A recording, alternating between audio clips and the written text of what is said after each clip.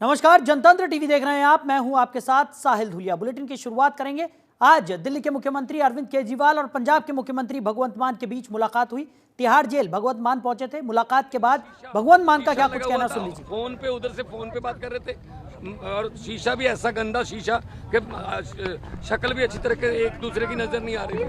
लेकिन ये जो चीज है ये बहुत ही इनको महंगी पड़ेगी, क्योंकि अरविंद केजरीवाल जो कट्टर ईमानदार है, जिसने पारदर्शिता की राजनीति शुरू की, बीजेपी की राजनीति खत्म की, उनको ऐसे ट्रीट किया जा रहा है। आज मुझे थोड़ा टाइम लगा अपने आप को संभालने में। एक सवाल है, आपकी पार्टी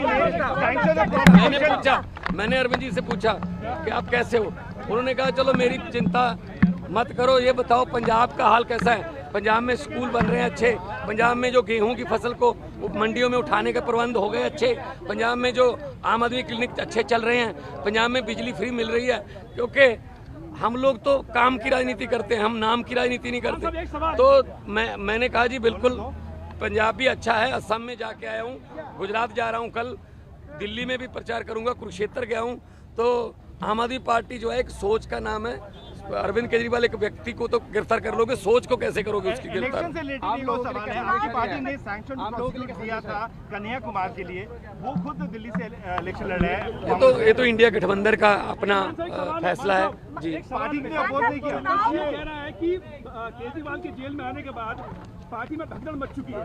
कौन कहता है भगदड़ मच चुकी है? आम आदमी पार्टी एक डिसिप्लिन ग्रुप है। आम आदमी पार्टी एक बहुत ही मतलब डिसिप्लिन में रहने वाली जमात है। हमारी पूरी पार्टी एक साथ है, चट्टान की तरह हम अरविंद केजरीवाल के साथ खड़े हैं और आएंगे, बाहर आएंगे। और 4 जून को, ये बात मेरी नोट कर लेना, स्क्रीन रिकॉर्डिंग करके रख लेना, 4 जून को जब देश में रिजल्ट आएंगे तो आम आदमी पार्टी एक बहुत बड़ी पॉलिटिकल शक्ति बन के उभरेगी।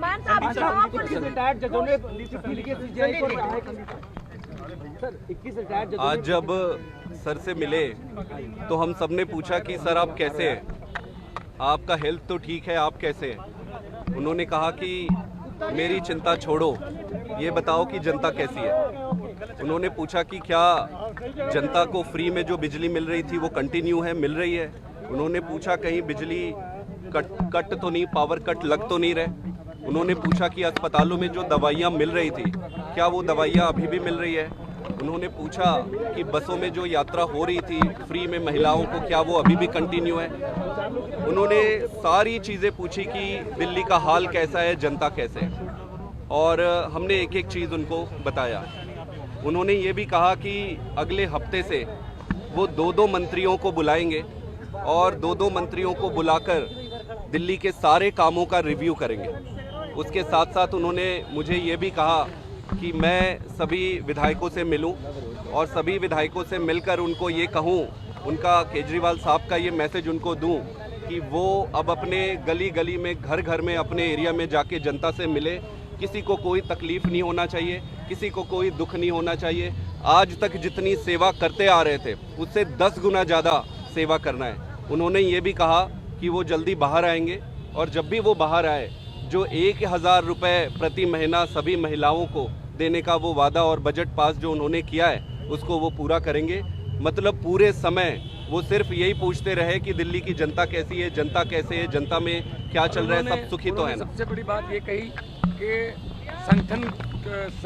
संगठन देख रहे हैं बहुत अच्छे तरीके से, और मेरी ड्यूटी इस बात के लिए लगाई कि आपने जगह जगह पे जाना है और इंडिया अलायंस की अगर कोई किसी स्टेट में जाना पड़े इंडिया अलायंस के लिए, वहाँ भी आप जाना है। तो ओवरऑल ये थी, उनको संविधान की चिंता थी कि देश बचेगा तो पार्टी बचेगी, संविधान बचेगा तो पार्टी बचेगी। 21 रिटायर्ड जजों ने चिट्ठी लिखी सीजीआई को, कहा कि जुडिशरी को बदनाम किया जा रहा है। देखो पता क्या है, देश में जो हालात हो गए हैं, किसी को पूछ लो, दुकानदार को पूछ लो, वो भी कहेगा गलत हुआ है, ये गलत हुआ है, अरविंद केजरीवाल को गलत उन्होंने अंदर करा है। ये सिर्फ और सिर्फ चाहते हैं विपक्ष ना हो, हम ही इलेक्शन लड़ें और हम ही जीतें। ये तो फिर पुतिन वाली बात हो गई ना, फिर डेमोक्रेसी कहाँ गई, ये तो डिक्टेटरशिप हो गई। तो इसलिए हम लड़ेंगे, देश के लिए लड़ेंगे, देशभक्त लोग हैं हम। और उन्होंने हमें ये अंदर से मैसेज दिया है कि बाहर जाके कार्यकर्ताओं को और सब एमएलए और मंत्री साहबानों को बोलो कि मेरी चिंता ना करें, जनता की चिंता करें, पब्लिक की चिंता करें। स्वाद ठीक है। देखो कौन सा कोई उधर दूसरी तरफ बिठा रखे थे। जब जब सोनिया गांधी चिदम्बरम को मिलते थे तो एक कमरे में बैठ के मिल लेते थे। प्रकाश सिंह बादल भी यहाँ मिलने आते थे तो कमरे में बैठ के मिलते थे। पता नहीं क्यों दुश्मनी इतनी है कि हमें आतंकवादियों की तरह ट्रीट किया जा रहा है। कोई बात नहीं, हम वो पत्ते नहीं जो शाख से टूट कर गिर जाएंगे। आंधियों को कह दो अपनी औकात में रहें।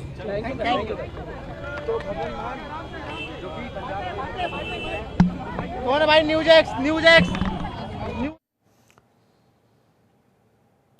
तो इसी खबर पर ज्यादा जानकारी के साथ हमारे सहयोगी नमित त्यागी हमारे साथ जुड़ गए।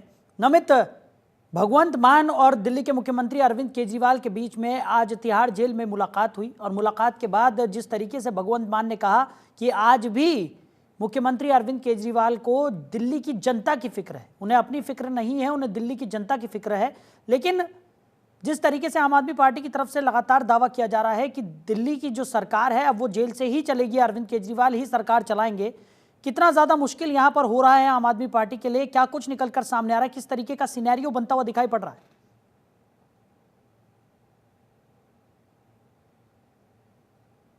पत्रकारिता जगत में देखा है जब दो सिटिंग सीएम की मुलाकात जो है वो किसी जेल के अंदर हो रही हो, और आज पंजाब के मुख्यमंत्री भगवंत मान जब खुद अरविंद केजरीवाल से मिले जो कि दिल्ली के मुख्यमंत्री हैं, उनके मिलने के बाद भगवंत मान जो थे वो भावुक भी होते हुए नजर आए और उन्होंने कई बड़े गंभीर आरोप बीजेपी के ऊपर लगाए। उन्होंने सीधे तौर पर कहा कि दो मुख्यमंत्रियों की मुलाकात ऐसे कराई गई जैसे आतंकवादियों की मुलाकात होती है। इसके साथ साथ पहले से ही ये सवाल उठ रहे थे और ये आशंका थी कि क्या अरविंद केजरीवाल की मुलाकात फेस टू फेस कराई जाएगी, लेकिन आज जो भगवंत मान ने क्लियर किया और जो पार्टी के राष्ट्रीय महासचिव हैं संदीप पाठक, उन्होंने भी क्लैरिफाई किया कि शीशे के उधर अरविंद केजरीवाल बैठे थे और भगवंत मान इधर थे और फोन पर बात कराई गई, यानी कि फेस टू फेस बातचीत आज भी नहीं हो पाई। तो ऐसे में भगवंत मान ने कई बड़े गंभीर आरोप इस मुलाकात को लेकर भी उठाए हैं। उन्होंने सीधे तौर पर कहा है कि जो सहूलियत क्रिमिनल को जेल के अंदर दी जाती है उस तरीके की सहूलियत भी अरविंद केजरीवाल को नहीं दी जा रही है। सीधे तौर पर बीजेपी पर निशाना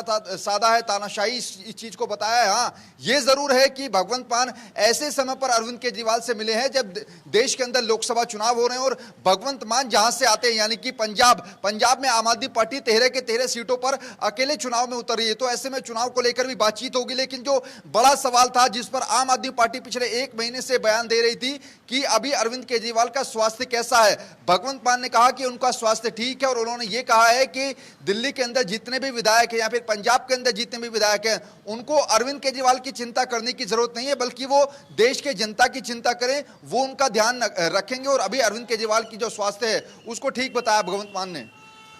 नमित, जिस तरीके से ये मुलाकात हुई है और तमाम तरीके के आरोप यहाँ पर भगवंत मान की तरफ से लगाए गए हैं और आम आदमी पार्टी की अगर हम बात करें तो लगातार हम देख रहे हैं कि आंदोलनरत है आम आदमी पार्टी। लगातार भारतीय जनता पार्टी के खिलाफ तरह तरह के आंदोलन यहाँ पर आम आदमी पार्टी की तरफ से चलाए जा रहे हैं, चाहे वो संविधान बचाओ आंदोलन हो या इससे पहले हमने देखा था कि भारतीय जनता पार्टी के खिलाफ किस तरीके से सड़कों पर आम आदमी पार्टी के तमाम कार्यकर्ता और नेता उतरे हुए थे।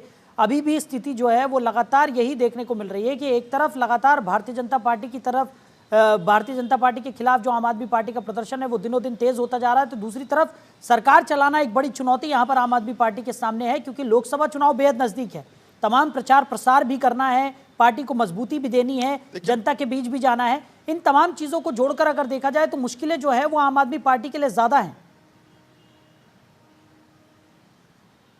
देखिए, बिल्कुल इसमें कोई दो राय नहीं, क्योंकि आम आदमी पार्टी पर दोहरी मार पड़ी है। पहला तो ये कि उनके ऑलरेडी मनीष सिसोदिया हो या सत्येंद्र जैन हो, दो बड़े मंत्री जो हैं उनके जेल में, और उसके बाद आम आदमी पार्टी के राष्ट्रीय संयोजक है अरविंद केजरीवाल, उनके जेल में जाने के बाद जो है उनके ऊपर दोहरा संकट जरूर आ गया। हालांकि अरविंद केजरीवाल की गिरफ्तारी के विरोध में आम आदमी पार्टी बड़े कैंपेन चला रही है। हमने देखा कि लोकसभा चुनाव को लेकर जो कैंपेन लॉन्च किया गया जेल का जवाब वोट से, वो आम आदमी पार्टी सड़कों पर चला रही है। कल हमने देखा बाबा भीमराव अंबेडकर की जयंती पर जो है संविधान बचाओ तानाशाही हटाओ के नाम से जो है एक शपथ दिलाई गई आम आदमी पार्टी के कार्यकर्ताओं को। हाँ, ये जरूर है कि अब लोकसभा चुनाव क्या प्रचार कैसे होगा इस पर भगवंत मान को विचार करना पड़ेगा। इसके साथ साथ क्योंकि तीन बड़े नेता हैं अब आम आदमी पार्टी के जिनके कंधों पर जिम्मेवारी है प्रचार प्रसार की। पहला भगवंत मान, दूसरा संदीप पाठक जो कि अभी आप बाइट में भी आपको नजर आ रहे होंगे, और तीसरा है संजय सिंह जो कि हाल ही में जेल से बाहर आए हैं। इन तीनों के कंधे पर पार्टी की जिम्मेवारी आ गई है कि आखिर सरकार कैसे चलेगी दिल्ली के अंदर, पार्टी का चुनाव प्रचार कैसे होगा, क्योंकि अभी तक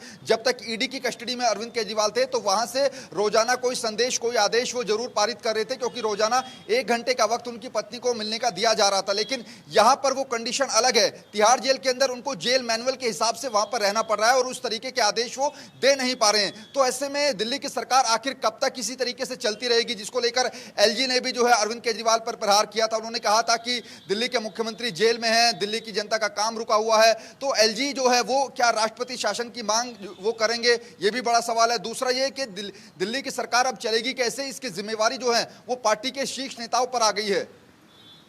चलिए नमिता, आप बने रहिए हमारे साथ, आगे भी आपसे हम जानकारी लेंगे।